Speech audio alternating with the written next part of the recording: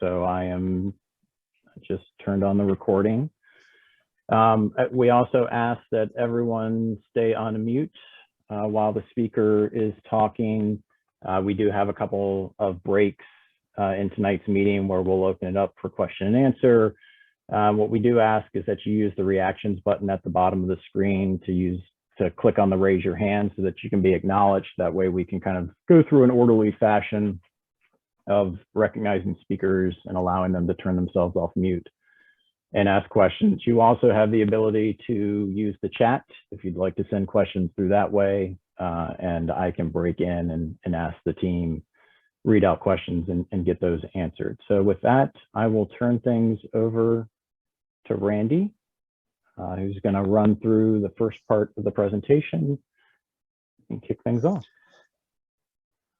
Okay. Thanks, Corey. Hi, everyone. Thanks for joining us this evening. My name is Randy Napick. I'm with IBI Group. I'm part of the design team for Maryland 355 BRT. So Corey's asked me to run through some project updates and design updates to start off our meeting. So just in terms of the overall objectives for tonight's CAC, I just want to recap where we are with the progress of the project, and in terms of timeline and some developments related to funding and implementation.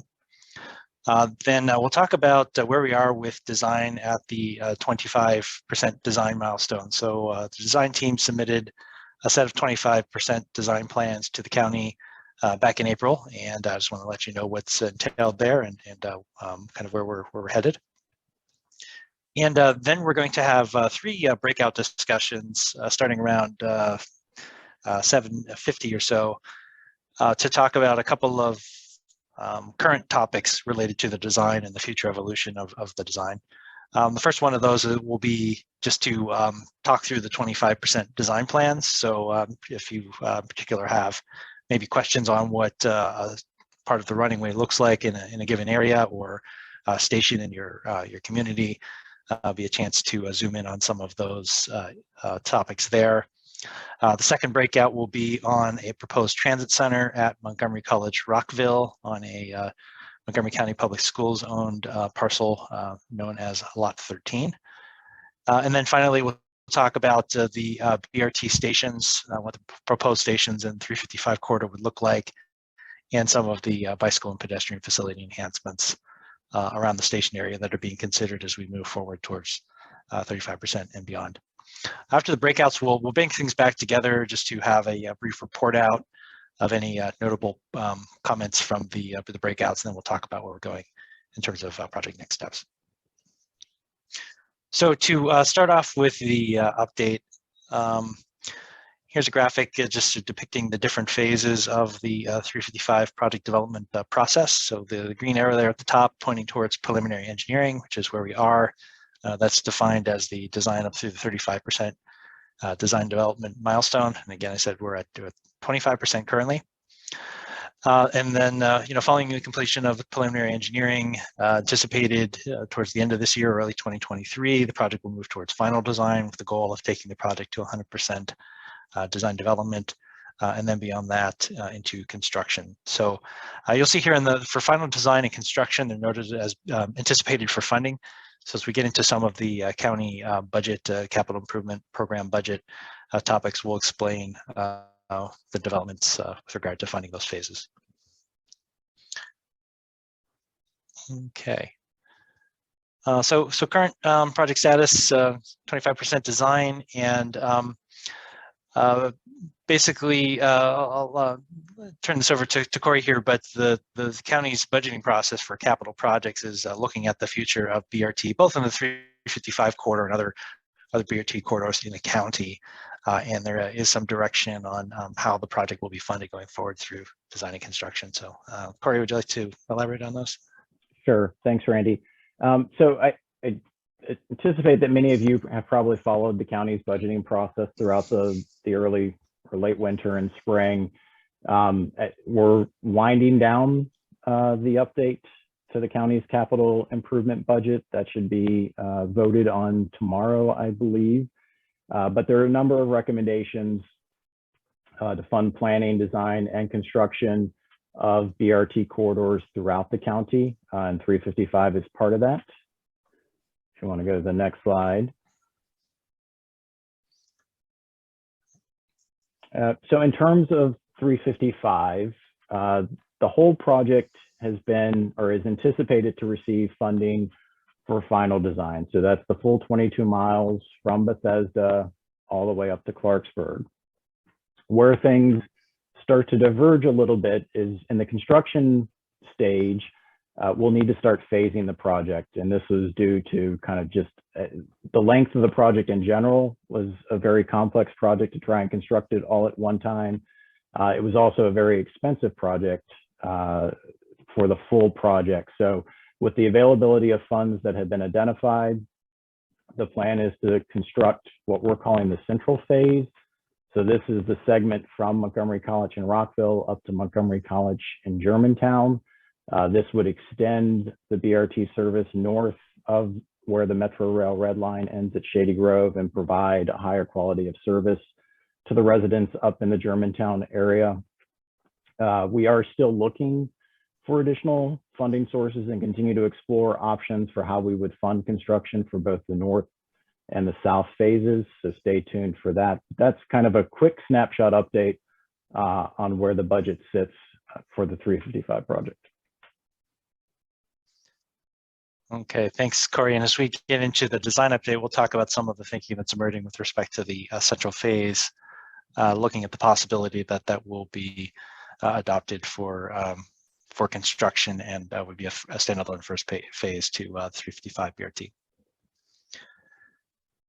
Okay, here's a quick summary of some of the recent project activities. So the 25% design package was, as I said, submitted in April. In the process of completing the 25% design, we've been advancing a number of technical studies and refinements. So we'll talk about a number of these in the design updates related to the Lot 13 Transit Center and some other alignment refinements around Shady Grove and Lake Forest. And we have also completed our lane repurposing analysis, and the purpose of this was to look at the impacts both on BRT performance and overall traffic and intersection performance of reassigning lanes from general purpose travel to be exclusive BRT riding way, as opposed to widening the roadway in order to add new lanes for BRT running way.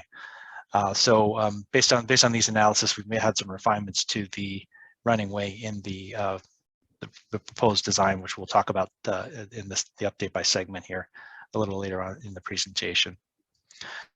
On the other side of the slide here, coordination with project partners has been really important. So the county's maintained a dialogue with Federal Transit Administration on both environmental processes as well as funding and project development processes to look for positioning of the 355 project for federal capital grant in the future. Been ongoing technical coordination with State Highways Administration, local cities, Park and Planning, WMATA, Montgomery College System, and Montgomery County Public Schools. Okay, here's just a sort of a snapshot of what the typical 25% design plan package looks like. That just gives you a sort of a sense of the level of design detail and the elements that we're starting to look at here. So I know there's a lot to take in here. Not everybody's an engineer, but just in terms of some of the highlights, we're generally looking at the road cross section and how those road cross sections fit within the existing right of way or where they would require additional right of way from adjacent parcels. The layout of stations is represented here. This particular example has a few small orange rectangles that represent the station footprints at each locations. So as we've been going through the design, we're looking case by case, just making sure that the locations make sense, and that we're thinking about bicycle pedestrian connectivity in the vicinity of stations, and how to ensure that operationally they work well for BRT and in terms of the overall traffic and intersection operations. So in going through the work, there's been some refinement to the geometric design in terms of how the roadway lanes are laid out, some changes to the BRT running way, consideration of stormwater, and through some of the conversations with cities Rockville and Gaithersburg, also looking at their specific interest in these segments and related issues such as proposed development parcels along the 355 running way that would have an impact on the running way available for BRT, or how to make sure that the running way that would be required in the future is set aside as part of development projects. So these plans are in county review, but they're also being used to support the public outreach that is just launching up now, and will go through the month of June to allow folks to start to explore the corridor and see how the future BRT may look in their neighborhood, or what their neighborhood station may look like. And so these materials are being provided through pop-up events and virtual events that we'll discuss a little later on in the presentation, providing opportunities for the public to walk through the plans with some of the technical team, just to address any questions on the design. I'll talk about service planning here for a few minutes. So this is a representation, kind of a subway style map, if you will, looking at the proposed Maryland 355 service plan for the full build project, so fully from Bethesda to Clarksburg. This may look somewhat familiar if you've seen this in past presentations. The vision for service is to have multiple lines serving the different travel markets, different travel patterns within the corridor. So, for example, you'll notice there are a number of lines that come from the north and terminate in the Shady Grove vicinity, serving traffic feeding into the Metro Rail. We also have different lines that are serving local travel within the corridor along different segments of the alignment. The ongoing work is to refine and kind of optimize these service patterns as we press forward in the design and we look at different alternatives. So one of the options we're looking at now is potential extensions of the service towards Germantown Transit Center, and also service configurations around Milestone and Lake Forest area. And in these areas, the BRT service is closely related to the overall study that the county's undertaken, looking at restructuring of the overall ride-on bus network, the Ride-on Reimagined effort. So collaborating closely there. But I'll show you the next slide here. This is a proposed service plan for the central phase only. So if, as Corey presented, the central phase is constructed first and operates as a independent, freestanding first phase of the project. We've developed a conceptual service plan that would run from the Germantown area to Montgomery College Rockville, in many ways capturing some of the same service patterns, same demand patterns that are represented in the full build. So for example, we still have a number of services feeding into Shady Grove as the most important node for boardings and the lightings in the 355 corridor. And we're still kind of setting in place the pattern that could be extended in the future north to Clarksburg and south to Rockville and Bethesda. I'll just make a note here in the northern part of the alignment here, where you see the branches towards Germantown Transit Center and Milestone, currently has a park and ride. This is an area of kind of ongoing work and refinement to look at some different alternative configurations for the termini in the north for the central phase. You see here we've got the service to Montgomery College Germantown as well, and kind of considered that conceptually as a place to terminate the central phase. But we feel it's also really important to make sure we have connections to other park and ride facilities and local bus connections in the Germantown area. So we're looking at potentially branching patterns with service to Germantown and Milestone, and those are issues we'll be continuing to look at as we think about central phase. I should also point out here on the far left here, we have the rough bus arrival frequency and the peak periods. So where there are multiple routes, kind of serving the same corridor, the frequency of buses increases, and so the waiting time is less. And you can see we have segments through the Lake Forest and Shady Grove core with services frequently as every 3 minutes, where we have the 3 overlapping service patterns. And then it gets a little less as you head to the north, where For example, Germantown Transit Center and the Milestone branches would each operate at about an 8-minute frequency each to those destinations. Okay, I'll talk here for a minute about BRT running ways. So mentioned, we've been looking at running way refinements and having conversations with both Germantown and Gaithersburg on the configuration of the proposed running way. Two areas in particular of note here in the current thinking on running way on segment 3, which is from Dodge Street to College Parkway, essentially through the heart of Rockville Town Center. We looked at this corridor in terms of exclusive running way and the impacts on the adjacent businesses in this corridor. And through the result of the analysis, we're proposing to have a slightly modified configuration. This would be to have the BRT operating in the northbound direction in mixed traffic. I see here in the the bluish bus there, if you can see my cursor, but in the southbound direction having a curbside BRT lane. So this is trying to balance the impacts of BRT operations and traffic impacts with the concerns of the city of Rockville in terms of property impacts and overall right-of-way required for the project. Similarly, in segment 5, which is from Summit Avenue towards Montgomery Village, this is through the Gaithersburg, Old Town Gaithersburg area, including the branch off to Lake Forest Transit Center. Here, we're currently carrying an option of having BRT operating in mixed traffic. This is results of discussions with the city of Gaithersburg and concerns about the property impacts that would ensue if we were to widen the roadway to accommodate dedicated BRT lanes in this corridor. Other than those two changes, the other 5 of the 7 segments are essentially as they have been represented in previous conversations we've had.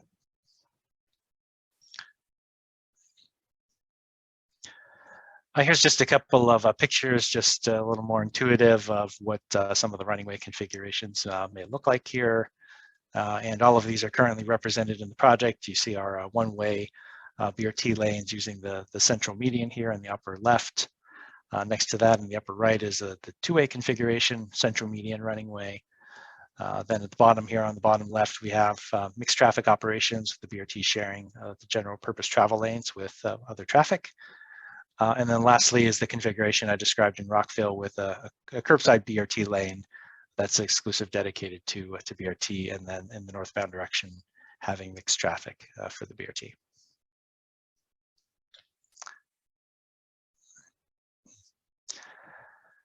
Showing here, this is a rendering of a future flash station. So this particular image is representing what a center station will look like on a two-way center running way from BRT. So you can see here the kind of reddish cast lanes in front of the station would be the 2 BRT lanes and some median separations of the BRT running way from the general traffic on either side. By the way, all of the kind of landscaping and details are, a bit of a conceptual artist rendering, if you will. Not all the design details have been worked out, but we will have a breakout on this topic to discuss if you'd like to talk about the stations further. You'll notice that the station platform, kind of the architecture and the amenities on the platform are basically the same kit that has been used in the US 29 BRT project and is also proposed for Veers Mill, so that consistency and look and feel. There are some minor variations. For example, you notice that the tall blue marker says flash at the top is in a different position. It's a little further out towards the curb versus being nested between the 2 shelters. There's some kind of practical constructability lessons learned from US 29 that drove those sorts of decisions. But in general, this is what the overall look and feel would be for that type of center station. Similarly, for a side station, again, the same kit apart, same basic amenities. This is very similar to many of the build conditions out in the US 29 project, and would essentially offer the same features and amenities as the center running way.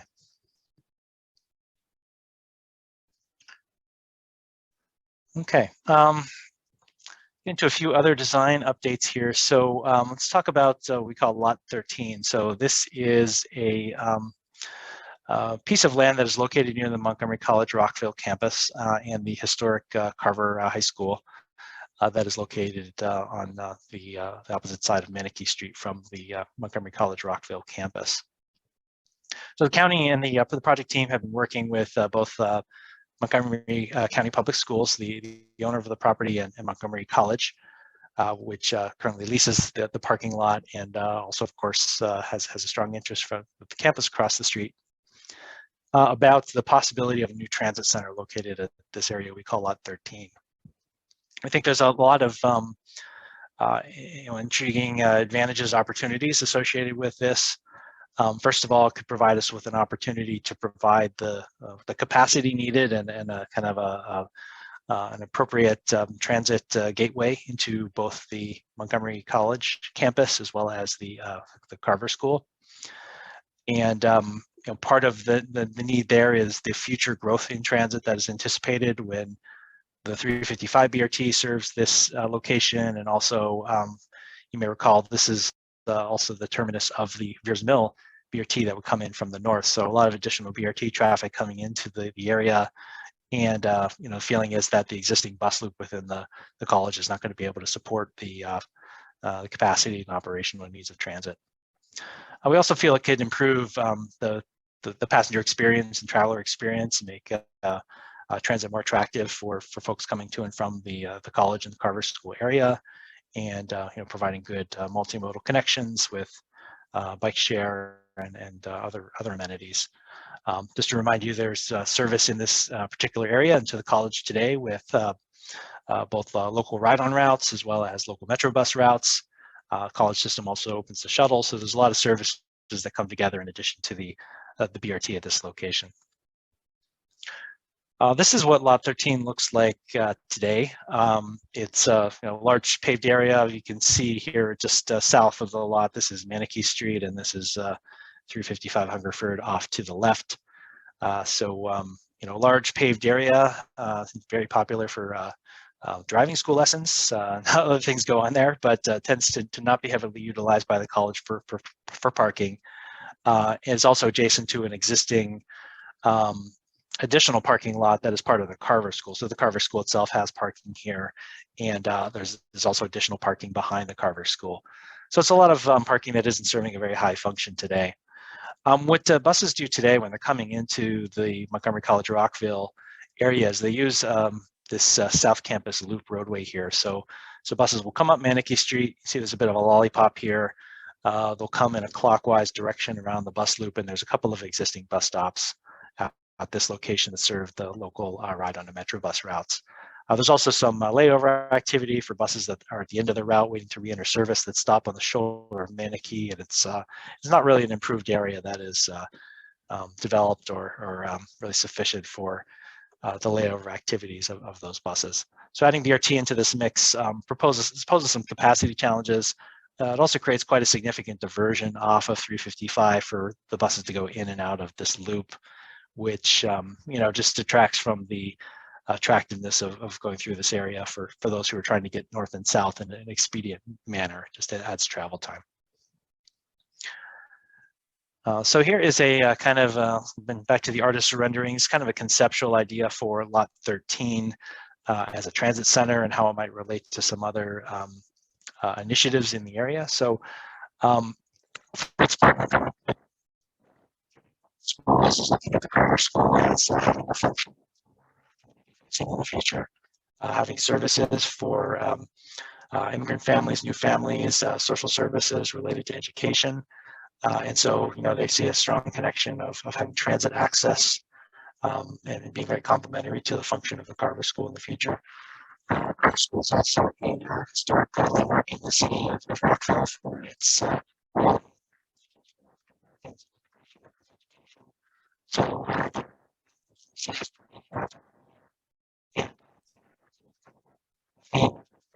access to education that transit in a different way fulfills.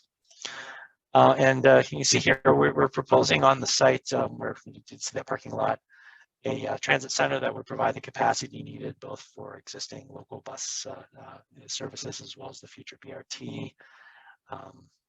Visualizing some sort of pedestrian plaza connectivity that will provide access, safe crossing and direct manner to the college campus itself, and then also complementing the redevelopment of the Carver School. So this as a project team, we've been focusing on centers and different HLP features should it have, what's needed to support opportunities for the transit service itself and BRT. But as you can see here, there's a set of kind of broader opportunities for the site related to everything from the functions of the Carver School and how it's programmed with community services in the future, to historic interpretations, to different urban design pedestrian gateways into the college campus. So we're very interested in your thoughts on this. As I mentioned at the beginning, we'll have a breakout session on this topic if anyone would like to weigh in, ask more questions, or offer thoughts on this.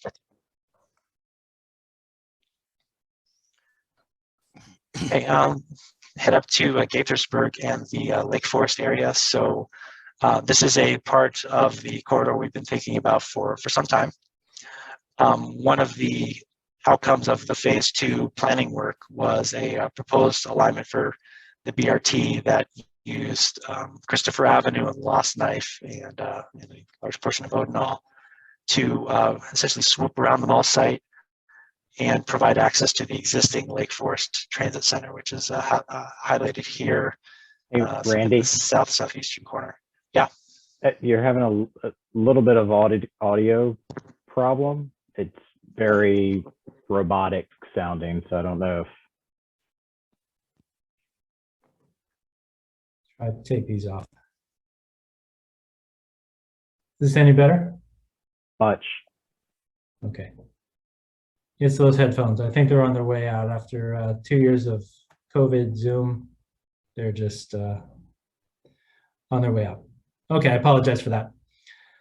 So I'll just back up a little bit here. So for the phase 2 concept for the 355 BRT routing around the Lake Forest area is really shown in this dashed line. So using Christopher Avenue, Lost Knife Road, and Odenhall to sweep around the backside of the mall and access the existing Lake Forest Transit Center. I think part of this was a recognition that the local transit connections provided through the Lake Forest Transit Center are really important to providing connectivity to and from the BRT, and it's one of the highest ridership nodes of the entire system. So providing that access is obviously important. The trade-off is so it's very similar to that lollipop loop down at the Montgomery College Rockville site. It's a diversion off of 355. So anyone who is traveling from, say, Rockville towards Germantown or Clarksburg is required to divert around the mall in this circuitous route. What we have taken as the new preferred alignment is to instead use the southwestern side of the mall and use Lake Forest Boulevard and Russell to connect back to Christopher and 355. This provides obviously more direct connectivity, and it's going to be a quicker travel time north and south through the Lake Forest area. It avoids a traffic congestion hotspot, Montgomery Village Avenue and 355, which itself is a source of significant delay. But it still provides access to the Lake Forest mall site, the redevelopment site, as well as some other redevelopment sites and existing attractions along the city that are important to the project in the city of Gaithersburg. The challenge, of course, is what do we do about the connections to a Lake Forest Transit Center? So the county and the city of Gaithersburg have been in discussions with the property owners of the mall, looking at the potential to relocate the Lake Forest Transit Center somewhere closer to the vicinity of this proposed Russell Avenue alignment. So things are, fairly preliminary at this point, but the idea would be to provide a location that maintained that local bus connection to the BRT on this much more direct alignment, and also service the significant local bus needs both through Ride-On and Metro Bus to people living and working and shopping in the Lake Forest Montgomery Village area. Here's just a very conceptual scheme of, trying to provide a transit center a little bit closer to Russell. This is just a kind of conceptual test fit, but in this particular configuration, it's showing a new, significantly expanded bus loop to accommodate future growth in both the BRT as well as local bus services. And in this case, envisioning that the transit center might be in the ground floor of a multi-story building. In this case, showing it featuring structured parking. So you have parking for the redevelopment side of the park and ride above the transit center, and possibly combining with other functions along the building edge, like retail, that could provide some additional street life as the mall site redevelops. So very preliminary, but that's the sort of thinking towards Lake Forest Transit Center. These are just a couple of examples from elsewhere in the country where maybe hard to see, which is maybe part of the point, but both of these buildings feature transit centers that are built within mixed-use structures. The building on the top is a combination of a bus transit center with a parking garage above it. So I guess an example of what I showed in the previous rendering. This one has a transit center that is actually located underground as part of a mixed-use building above. So some interesting precedents there, and it's a very active area of conversation with the city of how we might bring all the pieces together at Lake Forest for both BRT and the transit center. Okay, next I'll talk about Shady Grove. So Shady Grove is the highest boarding location on the BRT. Obviously, it's really important for connecting people who are coming to and from the end of the Metro Rail line, especially towards points north, headed into Gaithersburg and Germantown and beyond. The phase 2 plan was to put the Shady Grove station at a location on Summerville Drive. So the image here you see on the right-hand side shows that prior concept. These yellow boxes represent the approximate location of the station. As you can see, it's outside the footprint of the Metro Rail station itself. The rail station is actually way up here, and this is the bus loop on the west side, and then the large park and ride lot that Metro Rail operates at this site. So again, set of trade-offs here, I think, represented in the plans. It is less of a diversion for vehicles traveling north and south on 355, but it's also an inconvenience for passengers and a significant walk, and potentially very significant for anyone with mobility limitations to have to make the long transfer between the Metro Rail station and the BRT. So we've tried to address this over the past few months, both from a service perspective and also station design. From the service perspective, you recall from the maps I showed, we have a number of service patterns coming into Shady Grove that actually terminate there. So instead of having to divert a bus, off of its alignment to get towards Shady Grove, we've structured the routes so that the pattern serving Shady Grove actually just end there. That kind of creates a greater justification to get those riders closer to the entrance of the station where they really want to be. So that's kind of what we try to do from a service perspective. And then we've also been talking with Wamana, who obviously owns and operates the bus loop within their property, about putting the BRT station closer to the entrance of the rail station. And they've been very supportive in conversations, and they've asked us to put together some concepts, which we're doing, to have continued conversations about developing a station within the Shady Grove. So this Summerville Drive station will go away. It'll be replaced by the more convenient, more integrated station located within the Shady Grove bus loop. So here's just a couple of pictures. If you're not familiar with the site, this is on the left here what the Shady Grove bus loop looks like today. The preferred proposal would be to replace the local bus shelters seen here that are closest to the entrance of the Metro Rail station with BRT, kind of give it the prime position near the station head house, but then also expand and reconfigure the bus loops so we can still accommodate all of the local routes, serve the station today, as well as potential future growth that might occur in this area.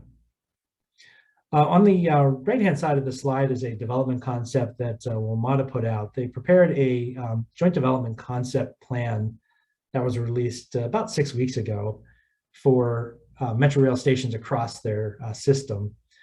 This is showing a potential redevelopment scheme of the parking lot. So if I just maybe flip back to the lot here, so talking about this piece of land right there, which is Metro owned, and converting it into this type of a mixed-use development. So, generally WMATA is looking at sites, looking at real estates they own, and opportunities to promote transit-oriented development in parking areas or other parcels they own.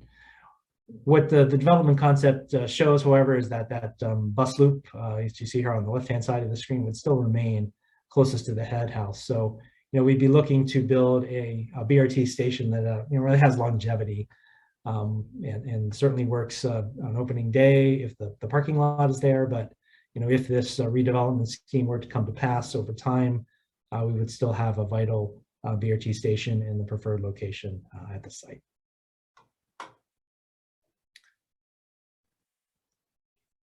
Okay, so touch on a couple of other points I mentioned earlier. We've had ongoing stakeholder collaborations, working groups with federal, state, and local design partners.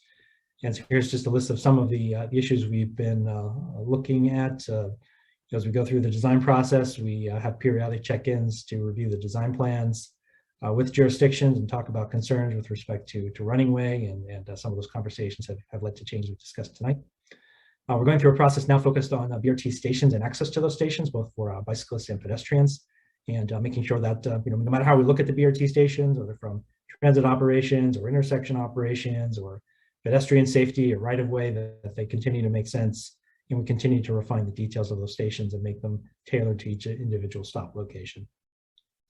We're continuing to refine the right-of-way needs of the project, and again, having a collaborative process with local jurisdictions to make sure that as development opportunities or development proposals come into the local jurisdictions, we're keeping pace with those and making sure that decisions in the near term don't preclude the longer term vision. We've been talking about bicycle and pedestrian facility refinements. So, looking at how the introduction of the BRT alignment meshes with proposed improvements in various jurisdictions in terms of improved bicycle and pedestrian facilities to make 355 more of a walking and multimodal street. I mentioned development proposal coordination that continues to move forward, and then lastly, community and stakeholder outreach, which we'll get to here in a second. Really just broadening awareness of what's happening and giving folks a chance to weigh in. So on that note, here's just a summary of the current outreach efforts. So this is just kicking off. In fact, the first in-person pop-up event happened today in Rockville. There's over a dozen events that are planned between now and mid to late June for in-person events. So instead of having an open house or a couple of open houses at a specific location on 1 or 2 nights, we're trying to reach people where they are and have different pop-up events in locations where people congregate or can be found. So we have grocery stores, metro rail stations, events, farmers markets, different times of day, different jurisdictions, with a team that has materials about the design, can provide people with information on the project, just what it's all about, can talk about the specifics of where we are today, can even drill into those 25% design plans and look at detailed locations with participants, and also point them to resources that are online, both for more information and for surveys. So online, there is kind of ongoing outreach event. There are going to be 4 events, sort of virtual office hours or virtual chats where folks have the opportunity to meet one-on-one with the design team members and have discussions or ask questions about aspects of the design. So it will be staffed by members of the team who are knowledgeable about the project. And we'll try to get some direct feedback there as we would in an in-person meeting, but hopefully in a way that is convenient to folks and fitting in their schedules. And then we also have phone office hours that are going to, again, be opportunities for folks to interact with members of the technical team, very one-on-one types of conversations to reach out to the team and get specific questions answered or provide feedback on the plans. The project website has also been updated. A number of items went live this week, providing more details on the 25% design, showing some of the service planning details, some of the station renderings, things I talked about this evening. And there's also a very good introductory video. So if you're interested, or others you know are interested in just a brief overview of what the project is and why it's been proposed and what the benefits are, so I do suggest the video. There's more information about how to get engaged in the in-person events, virtually and online and in person. And then there's a link to an online survey that you can take to provide feedback about different aspects of the project, and that is accessible through the website directly. Just press the big orange button on the website and get there. So the link to the project site is here on the bottom. It's a bit of a long handle there, but if you Google the Maryland 355/PRT, you'll probably find that site and take you there to all the latest information on the project. Okay, I'll stop there, and it's like we're pretty much right on time, but open it up for any initial comments or questions. And I don't know if anything's coming in the chat here. It doesn't look like that. I don't see anything in the chat.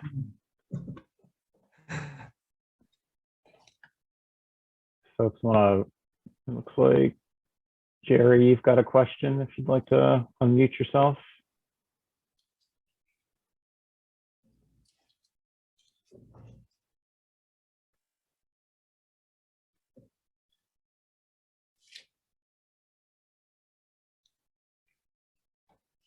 Go ahead, Jerry. Can you hear me? Yes. Yes, sir. Due to the changes in mass transit usage due to the COVID-19 and everyone working from home, is there a need for the BRT, since the current ridership of the current buses do not indicate the need? The following are numbers of riders per weekday when the buses were free and rail was full fare. On the northern end, the number of riders in fiscal year 2022 on the ride on bus 55, which is for the northern end of the area, was only 4,228 riders per day. When the buses were free, there were 157 trips per weekday with an average of 27.3 riders per trip. On the southern end, when the buses were free on the 46, the number of riders per day was 1,847, and there were 114 trips per day, averaging 16.2 riders per trip.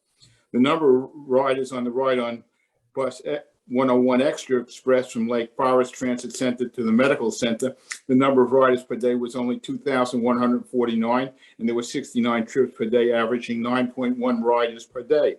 The total riders on these three routes were only 6,734 people in both directions.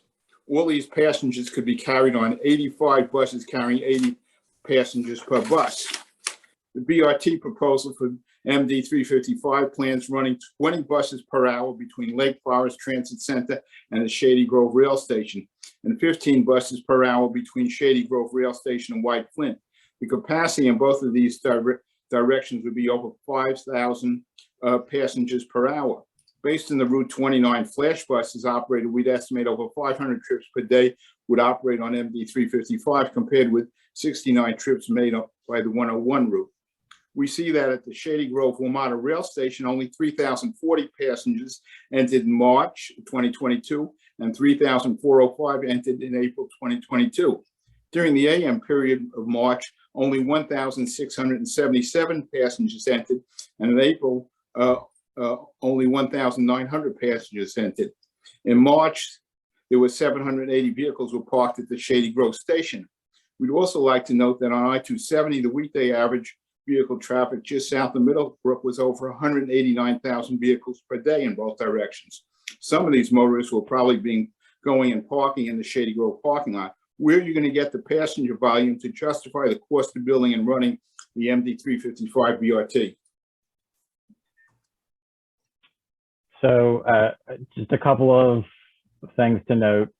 The local bus service has been holding pretty well during the pandemic. Yes, Metro Rail has been down significantly, but the local I buses. think I'm unmuted now. We heard your question, Jerry. Your whole report, Jerry. Can you hear me? I was having trouble getting unmuted. We could hear you. We heard your whole question. So, Jerry, as the auditor, was there any sort of comments? So to respond to your question, Jerry, local bus service has held very well during the pandemic while the Metro Rail service has been down. You know, we don't plan for the worst case scenarios of anything, just like we don't plan for the best case scenarios. So we expect the ridership to be there as the corridor grows, as it matures, as it redevelops. So yes, we do expect ridership to return. The 55 has almost returned to its pre-pandemic ridership, and we would expect that to continue coming out of the pandemic. Any other questions before we go to the breakouts?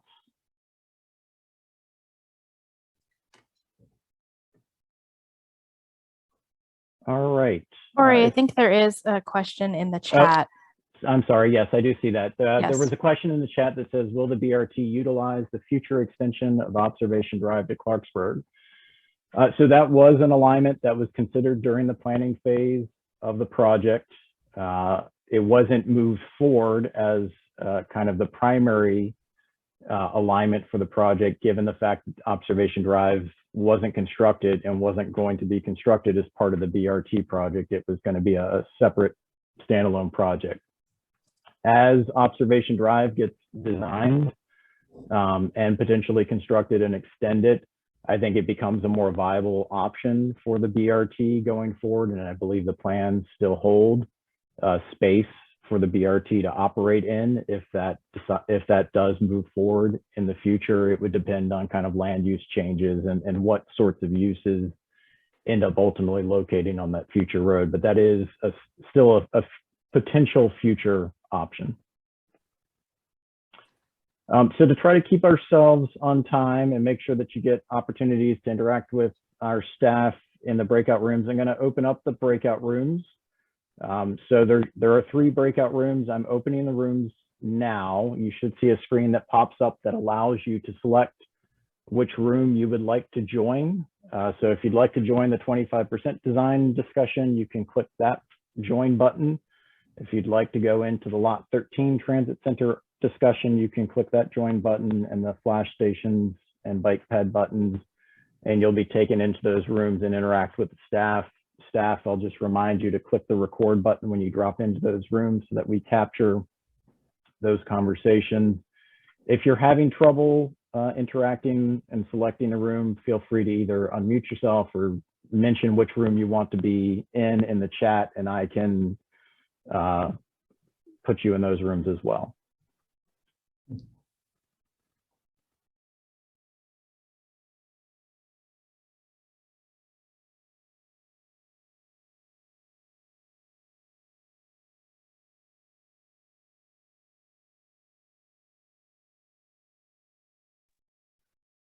Okay, it looks like folks are slowly trickling back in. I think we've got everyone back.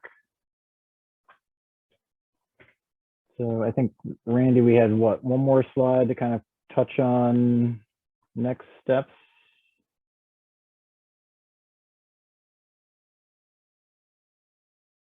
You're on mute.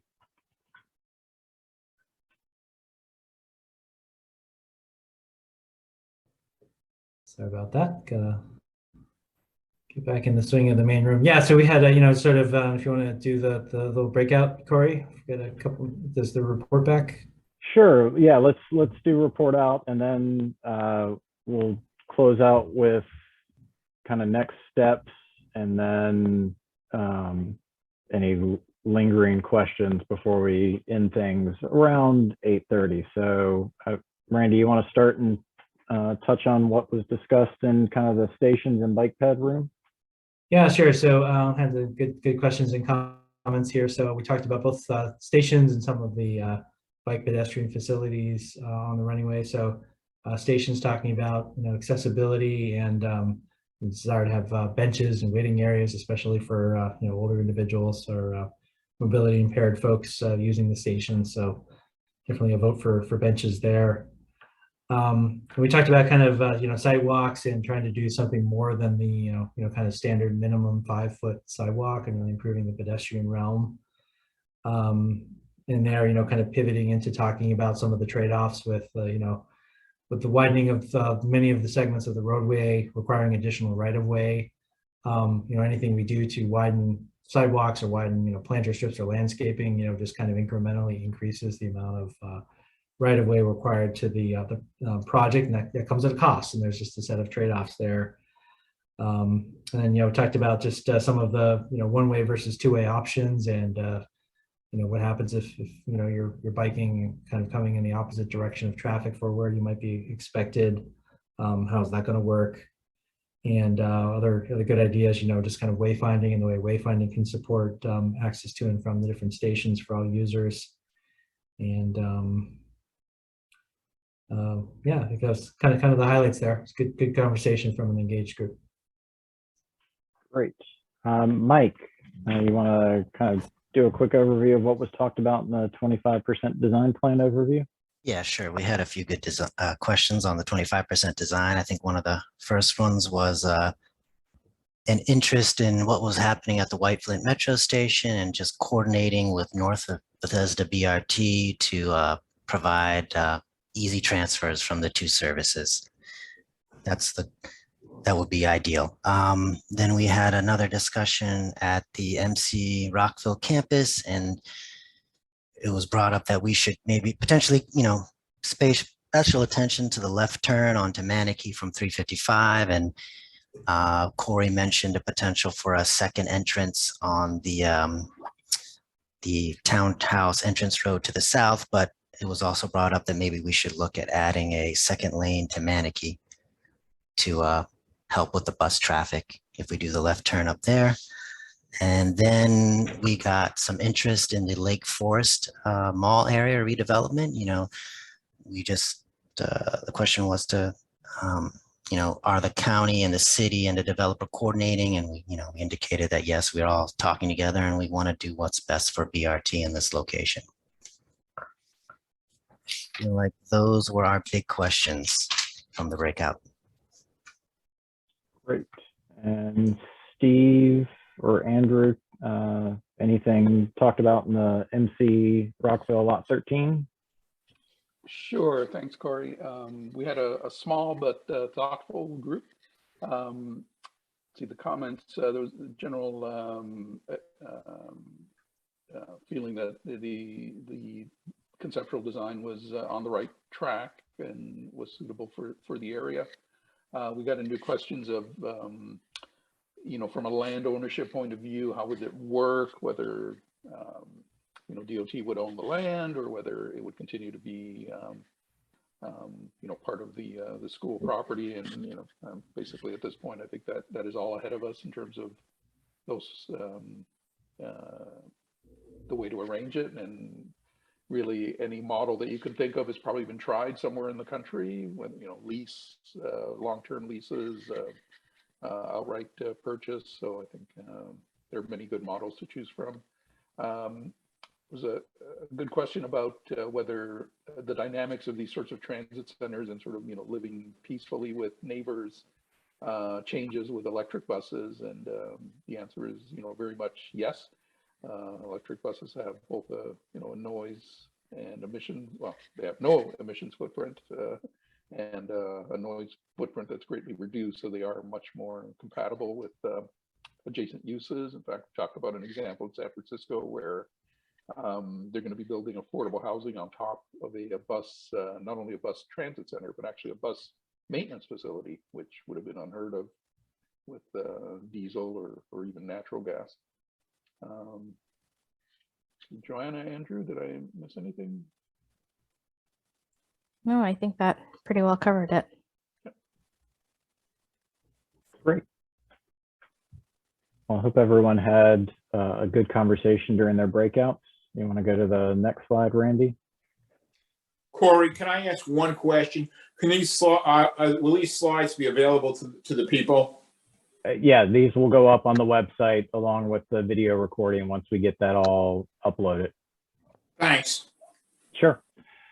So in terms of next steps, I think I mentioned earlier in the presentation, tomorrow during the county council session, they expect to take up final votes on the capital budget.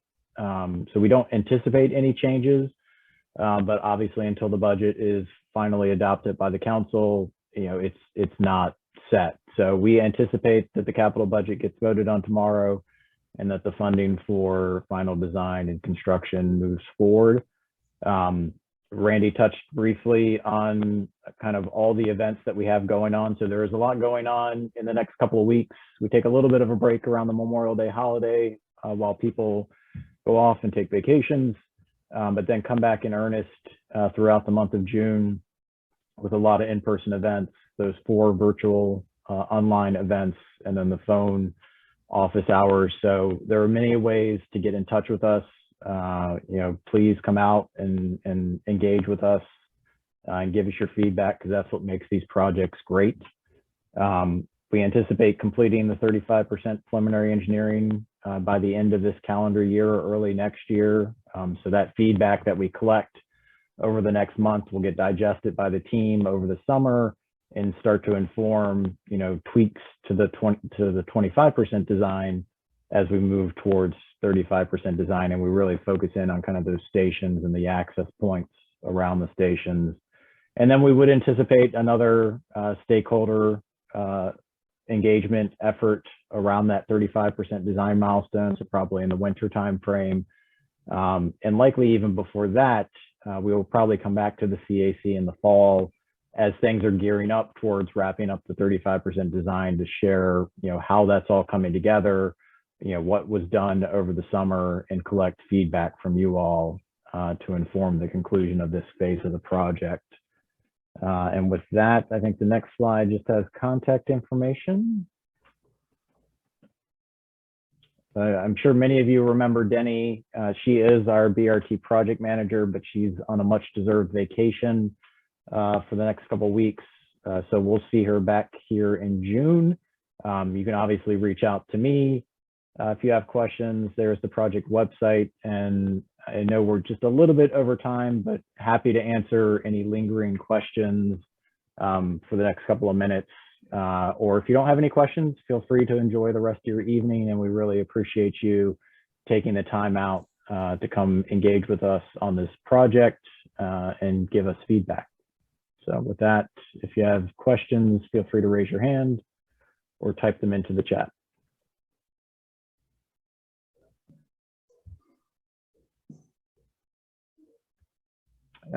Yes, Jerry. Okay, I think I'm unmuted. From what I've seen and looking at all the traffic patterns and looking at how many people are in each bus, in my opinion, and maybe I'm wrong, the most important section is the northern section down to Shady Grove Road, because that's where you're probably going to get the most ridership. And we'd hope that you could do that portion first. So that, as I touched on, so the central portion is the piece that's moving forward. So that's the piece from Germantown to just a little bit south of Shady Grove. It will go to Montgomery College and Rockville, because we did see a number of riders want to connect to that campus. So I think that's a great first start for this project, and hopefully we see, what we expect, and it supports redevelopment, and that the other 2 segments can then come in following behind it. Yeah, I have no problem going to Montgomery College, because I think there are probably a lot of students that go to Montgomery College, and probably some of them don't have cars.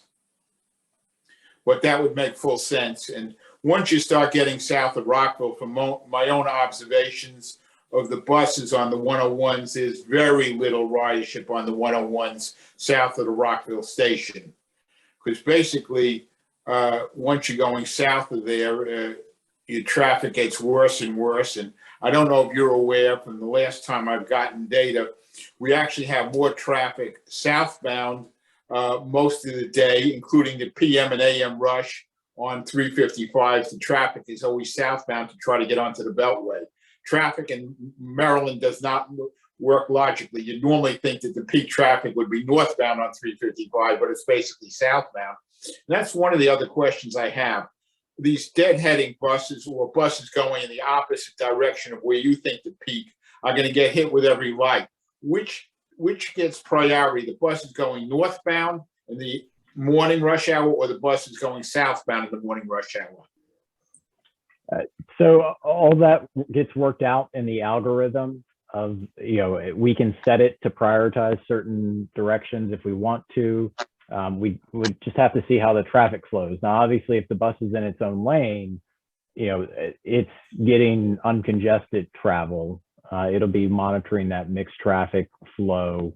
I think that'll be critical, but those will be details that will get worked out during final design as to how the algorithms for the transit signal priority really get prioritized and laid out and function at each of the intersections. The state will be very keen on how that works as well, given their interest in the roadway. So stay tuned. At this stage, it's a little early to get into the signal phasing pieces of it. We're really just focused on the design at this stage, and then during final design, we'll really get into all of the various pieces of the project. Now, one of the things that I noticed, if you're going to have buses at 3-minute intervals, from what we saw in New York City, where I was involved in the major bus route on Fifth Avenue heading southbound, you're going to have problems that when you have them in a median, one bus can't pass another bus. Is this going to cause backup and what I call bunching of buses? So you're going to have like 3 or 4 buses in a row stuck below whatever the slowest bus is. That shouldn't be the case. So with the 29 service, we've been managing the headways so that they're being monitored and to keep those headways where we want them. So the similar level of support and operations management would happen on the 355 BRT as well, to keep those headways separated and try to maintain that 3-minute frequency. But on 29, one bus can pass another. But if you're in a median or in a dedicated bus lane, they can't pass each other. Well, but I guess there'd be no need to pass another bus because it would just be following another 355 flash bus. So they're not going to mix with the local buses that'll be going slower and stopping more frequently. So that shouldn't be as much of an issue, but it can be maintained and monitored. Are there any other questions from the group? I see a couple other people still hanging around with us.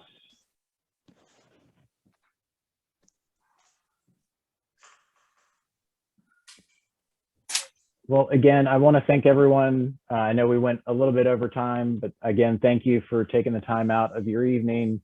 Try and find an opportunity to engage with us. Definitely take the survey that's up on the website. That feedback is what we use to really inform how we move these projects forward and design them. And if there's nothing else, I hope everyone has an enjoyable Memorial Day and a great summer, and we'll see you probably back in the fall. Have a great night. Thank you very much.